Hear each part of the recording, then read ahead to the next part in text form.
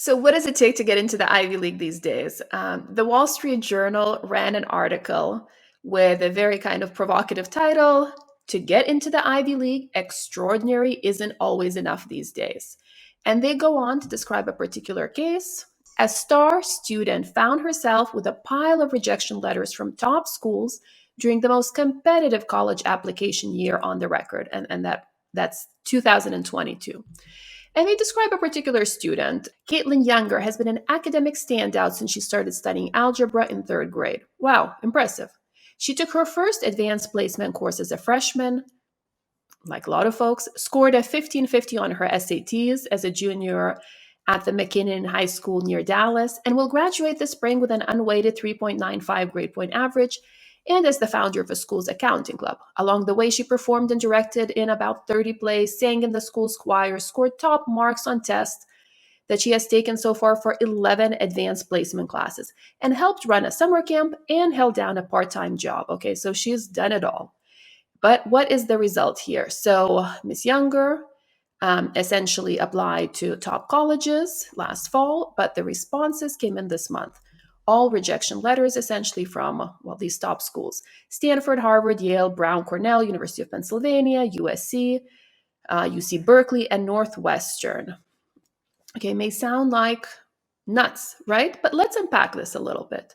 So, certainly, it sounds like Miss Younger is a wonderful young woman. She is committed, she's an excellent student.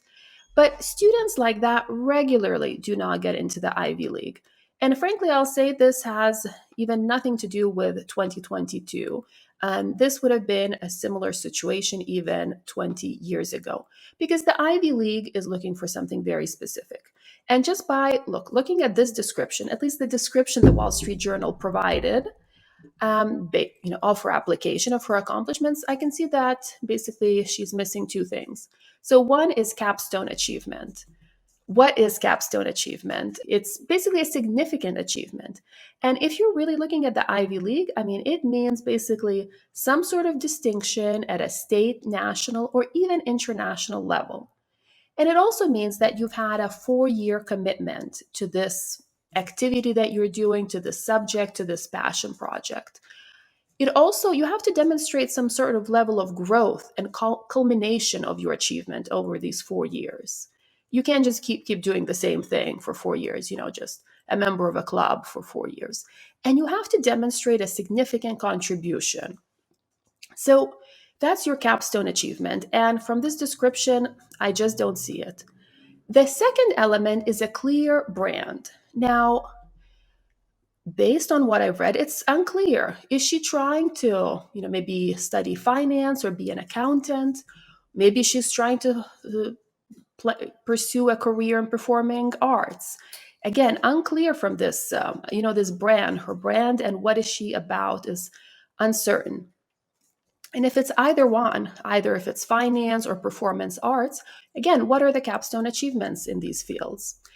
So, I'll be honest, having a near perfect or even perfect GPA or SAT score is not going to make you stand out in Ivy League admissions.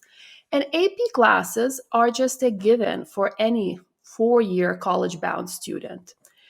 So, again, maybe, this description is just a poor description by the Wall Street Journal, but I would say this type of application, the way I'm reading it, it would give off the idea to competitive colleges that this is essentially just what they call a well-rounded student. And believe me, these days, it's not a compliment. It's considered a type of check-the-box student. They have their school clubs, they have their extracurriculars, they've done a number of things, but there's without a clear path, without a clear passion. And again, look, it's sad to see students, such great students with such great stats, getting rejected from their dream colleges. But remember, getting into top colleges, and particularly the Ivy League or their equivalent, this is definitely not just about the stats. So thank you for watching Education Secrets, and see you next time. Thank you for watching. If you're enjoying this, make sure to subscribe and hit the notification bell so you don't miss future videos.